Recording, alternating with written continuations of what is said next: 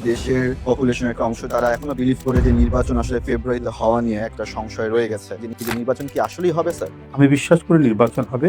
BNP এত বৃহৎ দল, তো জনপ্রিয় দল, একটা আসনে মাল্টিপল প্রার্থী আছে, যোগ্য প্রার্থী আছে। এই ইস্যুটা কিভাবে ট্যাকেল করবেন স্যার? এই 15-16 বছরে 28 লক্ষ কোটি টাকা পাচার হয়েছে। জান্নাতের টিকিট, এটা তো হচ্ছে মধ্যযুগীয় কথা। মধ্যযুগ বলতেই বলা হয় অন্ধকার। ইউরোপে এই ঘটনাটা ঘটেছে। কেউ মারা গেলে পরে পাদ্রী সাহেব ওই চিঠি লিখে দিলে পরে এবং ওই কফিনের মধ্যে চিঠিটা দিয়ে তাকে সমাহিত করলে সে সরাসরি স্বর্গে চলে যাবে। জেনজি জেনারেশন আছে, তাদের জীবনে মুক্তিযুদ্ধের প্রাসঙ্গিকতা কতটুকু? যদি আমরা অনেক বিষয়ে নির্ভরশীল হয়ে কোনো একটি দেশে, তখন তো আমার দেশের সার্বভৌমত্ব দুর্বল হয়ে পড়ে। সেই জায়গা থেকে জেগে ওঠার একটা নতুন প্রেরণা হচ্ছে সবার আগে বাংলাদেশ।